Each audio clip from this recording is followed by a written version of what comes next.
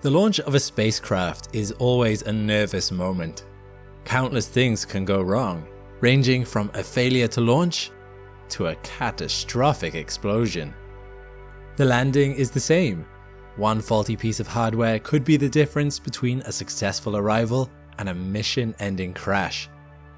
You might have thought that the time period in between, however, would be a time to sit back and relax. So surely, after the asteroid exploring NASA Lucy probe had successfully taken off in October 2021, it would be safe until it reached the asteroids it hoped to study. Surely it simply drifted through the dark silence of space. Nothing could be going on that was that dangerous or noteworthy, right? Think again. In the year after her launch, Lucy had been performing dangerous maneuvers and fighting for her life. I'm Alex McColgan, and you're listening to the Astrum podcast. Join with me today as we learn about the nail-biting journey of Lucy as it flew through the first phase of the most difficult, complicated tour of our solar system to date. I can honestly say, when I started researching this, I did not expect this middle part of the story to be quite so adventurous. It began just hours after Lucy's launch. Lucy is a spacecraft with a unique mission. The Trojan asteroids are some of the least explored asteroids in our solar system, in spite of the fact that they are found relatively close to home, along the same orbital line as Jupiter. Scientists before 1906 had only hypothesized their existence, and almost all of them, nearly 4,600 asteroids to date, have only been spotted since the year 2000 as our instruments improved. Many more may still be out there, just waiting to be discovered. These asteroids are fascinating, not just because they are so unexplored, but because they act like a fossil record for the early days of our solar system's existence. And so, Lucy was tasked with the mission of visiting 7 of those ancient fossils in a single trip, a record-setting number for a single spacecraft. It would not be an easy journey, and at the time of this recording in December 2023, is still ongoing. These asteroids exist in clumps at points 60 degrees ahead of and behind Jupiter in its orbit, in areas known as Lagrange points, and Lucy has to visit both groups. This requires a complicated figure-of-8 trajectory that uses Earth's gravity multiple times to slingshot itself around the solar system. But Lucy is equipped with the tools it needs to get the job done. Strong thrusters, powerful cameras to photograph the asteroids it will visit, a thermal infrared spectrometer to learn about the structure and composition of these objects, and 2 massive 7.3 meter diameter solar panels to give it the vital energy it needs to be able to operate. The Trojans orbit around 740 million kilometers from the Sun, and at this distance the sunlight is so faint that it's at the limit of where a solar-powered spacecraft can function. Lucy's panels have to be that big, or else it wouldn't be able to keep itself powered. Which is why it was such a problem when, just hours after launch, NASA realized that Lucy's panels had failed to fully open. Due to their massive size, these panels had to be folded up during launch to allow the craft to fit inside its Atlas V rocket. Upon reaching space, however, motors were meant to activate, pulling at lanyards that would deploy the solar panels, unfolding them like 2 massive sails. However, while one panel fully extended and latched into its open position, the second panel never latched open, and it somehow failed to fully deploy. Although Lucy had cameras, none of these pointed at the spacecraft itself, so scientists had no idea what had gone wrong, or even how far along the second solar panel had unfolded, making finding a solution that much more difficult. There was also time to consider. Lucy would need to solve this problem before it got to the Trojans, or before it performed any of the massive thruster burns that would be required for its journey, or else the unattached panel could bend and snap, and Lucy could run out of power, spelling an end to the mission. NASA started looking for clues. They started with the panel's power production. By looking at how much electricity the panel was producing, they calculated that Lucy's solar panel had to be open between 75 and 95%. This was a good sign. Lucy would have enough power while near Earth. They had some time to fix the issue. but they needed more precise information than this to enact a repair, and it was like trying to find out how many fingers someone was holding up when you are blindfolded. But over the course of the next few months, scientists found a way to do exactly that. By activating Lucy's thrusters ever so slightly, they started vibrating Lucy. Lucy's onboard sensors recorded these vibrations through things like tension readings in its panels, and by checking how these readings fluctuated, they could figure out exactly how far open the panel had unfurled.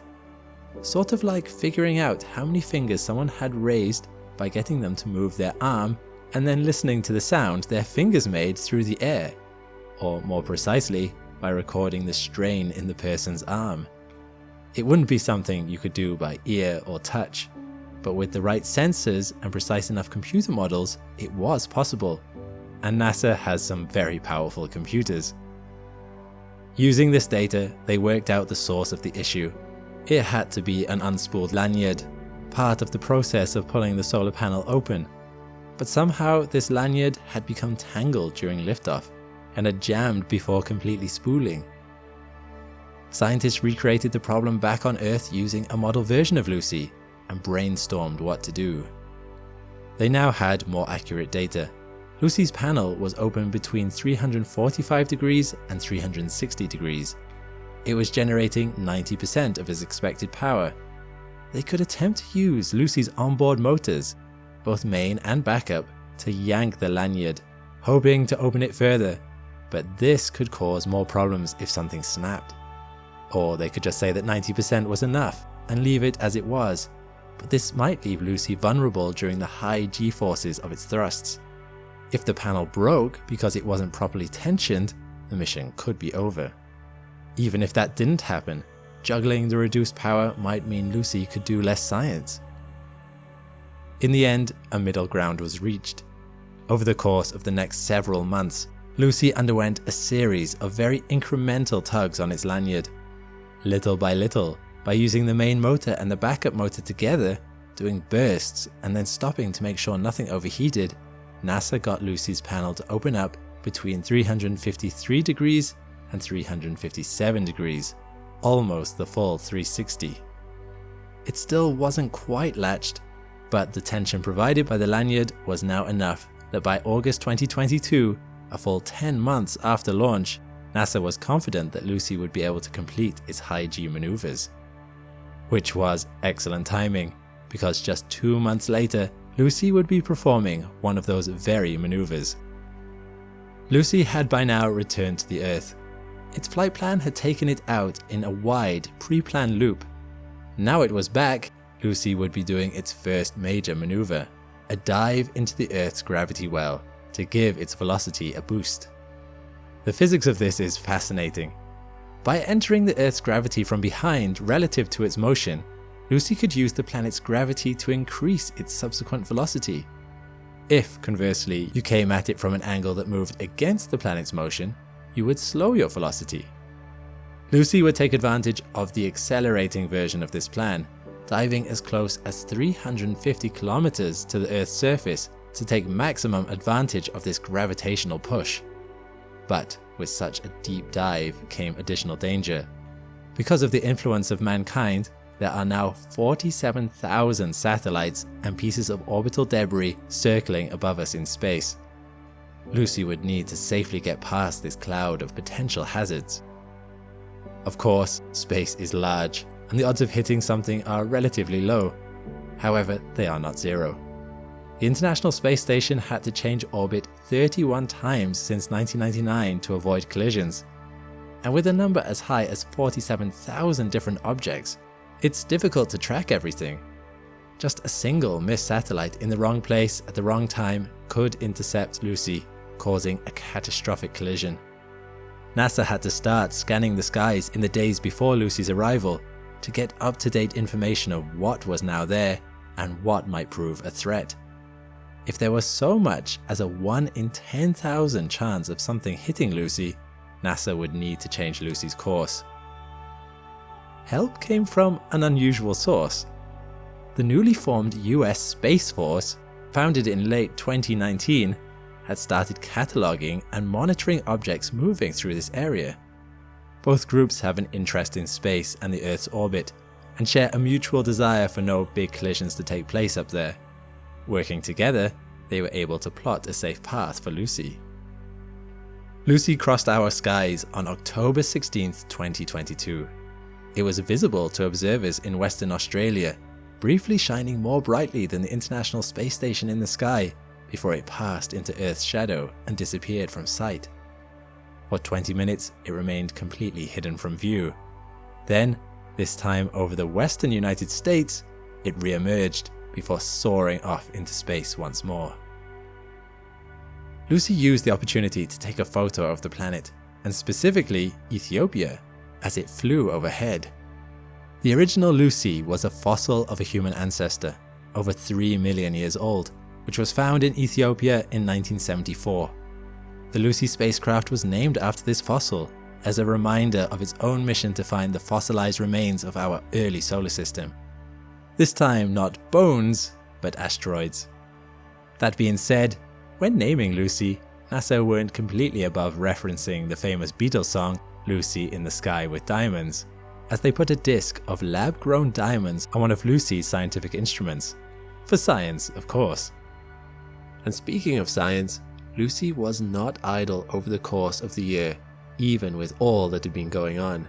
In addition to testing its onboard components, NASA took advantage of its position in space at the time to take a look at one of its destination asteroids, known as Polymele, as the Trojan passed in front of a star. This brief snapshot was intended to give scientists a better idea of Polymele's location, size, and shape. However, what they hadn't expected was that Polymele wasn't alone.